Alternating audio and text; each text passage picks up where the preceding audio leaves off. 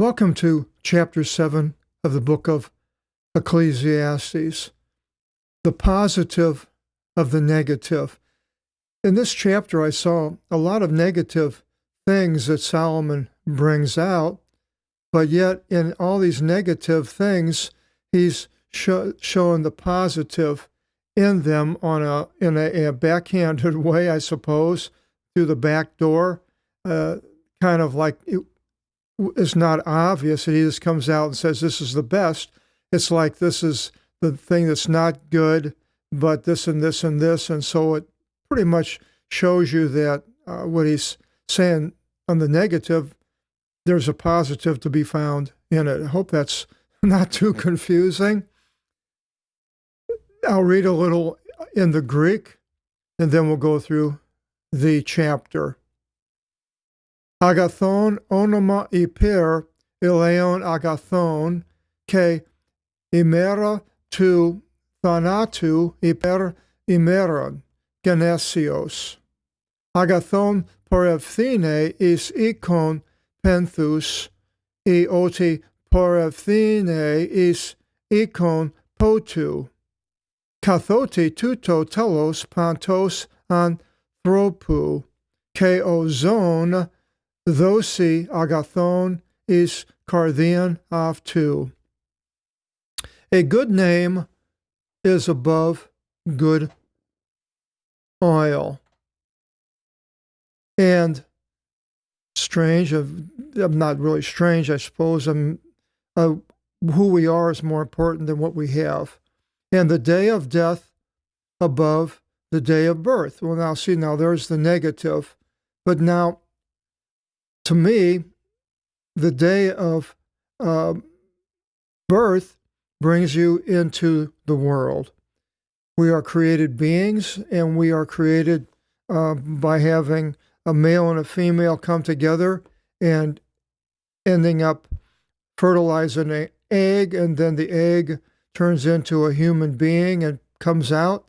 And when it comes out, it's in the earth or the world as we know it right now, with sin, pain, suffering, which all, to me, falls under the word test. We come into a test. And a good name, so the day of birth, the day of death, well, if you're going to Hades, the day of birth would be better, because Jesus said to Judas Iscariot, when he was talking at the Last Supper, that it would have been better for that person not to have been born.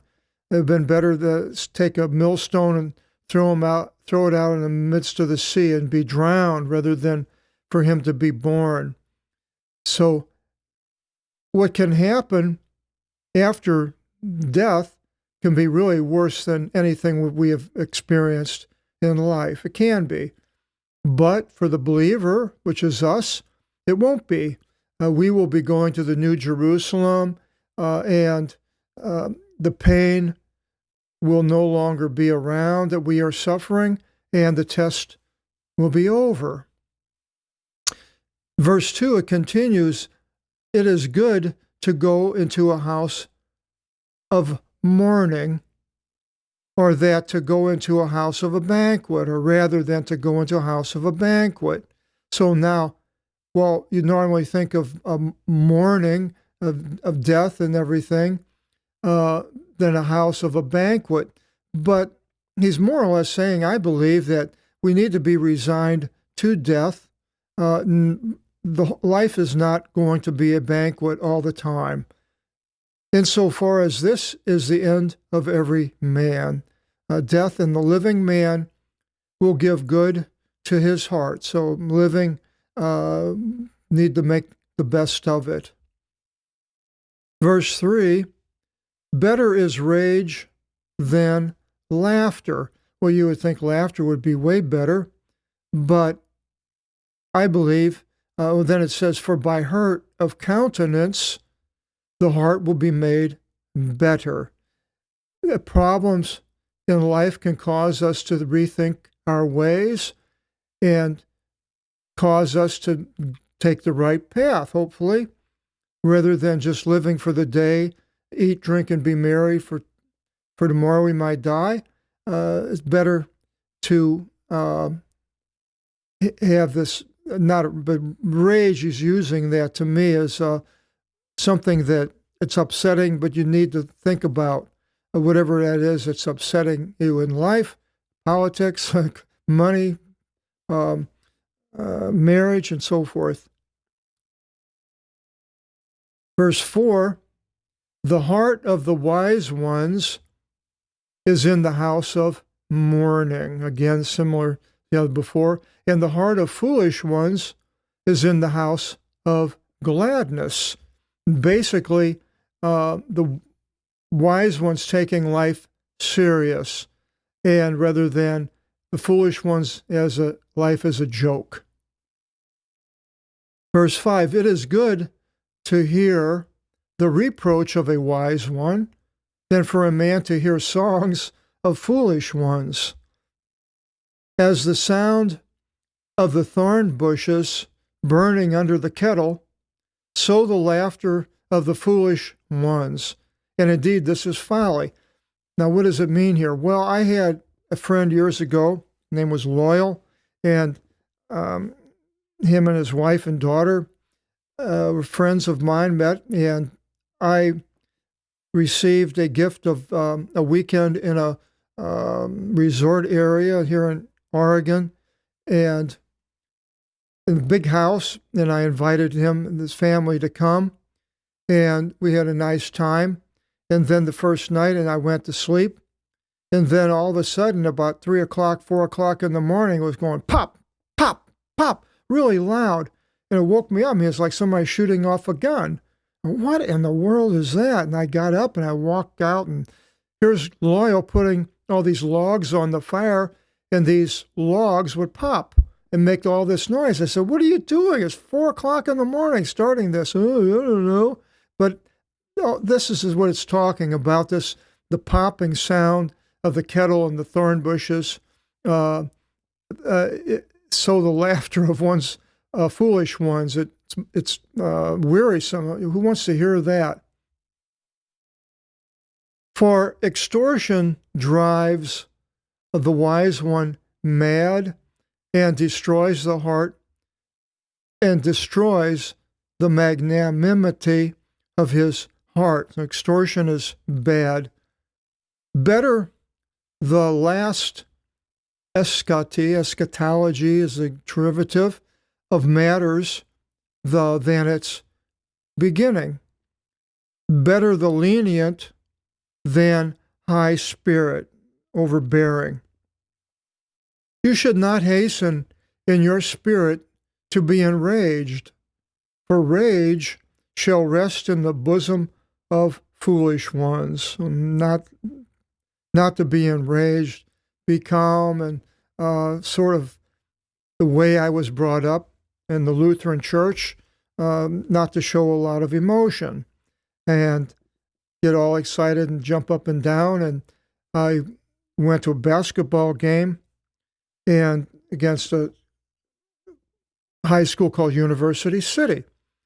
And all the kids over there were just really loud. And to us, the Lutherans, who were really, sedate, the way they were doing it, it was like, who are these people? And we found out that they were all pretty much Jews. The University City was where the Washington University, a lot of doctors and professional people, and the Jews were. That was the first time I ever saw a Jew in my life, was in high school, as far as that I knew these were Jews, and they were way different than us Lutherans. And now I'm not saying this, but they're bad. I mean, that I'm just trying to use that for an example, because then later in life, when I went to church in Southern California, boy, we just yelled and, praise the Lord, sort of like the Jews, played Havana Gala, which is a Jewish song. Anyway, so I guess I became more Jewish-like the older I got, which is good. And then 10, it says, you should not say, well, what happened that the former days were good over these. For you ask not in wisdom concerning this. I can remember back when I was, I was in high school. Yeah, it was during high school. Eisenhower was president, and he was a man who was a general from the Second World War, and everything was just bland. Just like us Lutherans, everything was bland. And it was like, oh, by the time the 60s came around and Kennedy was running, and it was like a wife that was young and vivacious, and he was way different than Eisenhower was and wanted something like that. So now I look back at those good old days of Eisenhower and kind of wish we had him again, because they were pretty good period of time. Wisdom is good with an allotment and abundance to the ones viewing the sun, and wisdom the right amount. And we'll find out what he says a little bit more about wisdom, overabundance of it. And viewing the sun would be to the ones living. For wisdom in its shadow is as a shadow of silver. One is, oh, that's good. And the advantage of the knowledge of wisdom will restore to life the one having it. Behold, the actions of God. For who shall be able to adorn whatever God should turn away from him? If God doesn't like it, then it's bad, and he wants to get rid of it. So who are we to turn around and adorn it, make it something good? That's not what we're to do. It's almost like the blasphemy against the Holy Spirit. In the day of goodness, live in good, and look out in the day of evil. Behold, and indeed with this, God caused harmony with these concerning speech, that a man should not find anything after him. So it's almost like saying we live in both good, with both good and evil, and there's that harmony, because in life we have the good and the evil. All things I beheld in days of my folly. There is a just one being destroyed in his just actions, and there is an impious one abiding in his evil actions. Do not become super just, nor discern extra, lest at any time you should be overwhelmed. Again, the positive of the negative. What is he talking about here? I believe, being judgmental, super just. You can become judgmental, or you can become self-righteous that whatever you say is good, like the Pharisees, Pharisaical, or you can have what I consider a little knowledge and can do a lot of harm if used in the wrong way. I know the Greek Bible, and I talk to people, and I don't tell them what I've done, and I go out every once in a while, cross the streets, a little coffee shop, and these three atheists invite me to come over. So I come over and I sit there, and the one man, I'm not sure if he's an atheist, the other two I know are, but the other one, he's kind of like scientific brain that reads a lot of things about science, and he knows all the answers. And then the other two told me, they said, well, he thinks he knows more about the Bible than you do. Well, I could have said, well, has he done this? Has he translated the Bible? And, well, here, open the Bible. Here, read this. And what does it say? And, that's not the way to do it.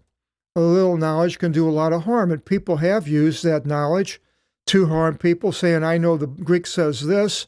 And then to win an argument. And the pastor of the church I went to didn't like that, and didn't like people who know a lot of Greek. He didn't know it himself. They could come up to him and say, well, whatever you said wasn't right because the Greek says this. And what can you say? So that's not what we are to do. So we don't want to become super just or knowing it all. Verse 17, you should not be super impious, nor do not become hard, that you should not die in your time. Now, whoever's reading this probably wouldn't read that if you're super impious, but it's there. It is good for you to hold to in this. And indeed, from this, you should not defile your hand, for to the ones fearing God, all things shall go forth. Wisdom will give help to the wise one over 10, exercising authority being in the city. To me, it was almost like academia, maybe, in the exercising authority in the city or the government or somebody in a authority. For there is not a just man on the earth who shall do good and shall not sin. Very famous passage.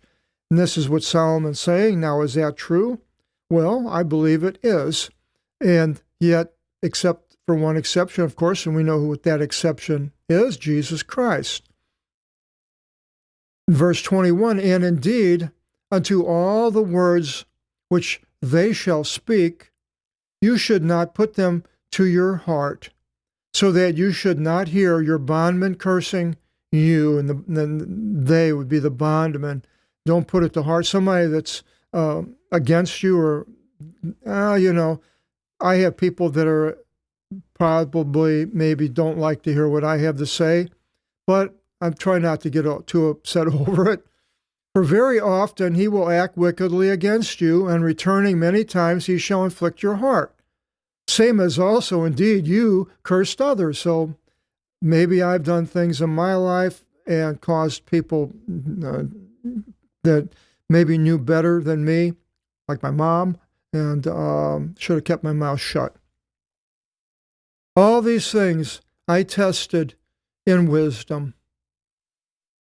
I said, I shall be discerning, but it was far from me, far above what was, in a deep depth. Who shall find it? There's far above the sky. You can go out and far as you can. There's no end to it. And the deep, you can go microscopically in DNA, and they keep going down inside further and further. Now, the depth that he's talking about wasn't that depth. It was like the depth of the ocean, but it applies in a different way today, but I think it's just as valid. I circled about, I and my heart circled about to know and to survey, know something and to survey it, look it all over, and to seek wisdom and the reckoning of things, and to know an impious one's folly and rioting. Not rioting, I think, is like partying, and deviation. Things that are odd. He's looking around for all these things. He was a seeker of knowledge. And I find her. Now, who is the her? Here's one of these places that the subject comes before the action of the object is the woman. I find her more bitter than death. The woman in which her heart is snares and dragnets, and a bond is in her hand to tie a young man, and he that is good before the face of God shall be delivered from her. We walk with the Lord. And the one sitting will be seized by her. I changed that. And behold, this I found, said the Ecclesiastes, counting one by one to find a device, which my soul anxiously sought. And I did not find. Even one man from 1,000 did I find, and a woman among all these I did not find, except, behold, this I found, that God dealt with the upright man. But they, and I believe the they is all of the above, sought many devices. So who knows wise things, and who knows the loosening of a saying? In the end, we are only given what God would have us to have. Chapter 8, Solomon continues and mentions and brings out life's actions, and we'll find out what those are in our next video seminar. Again, I hope you join us. Till then, God bless.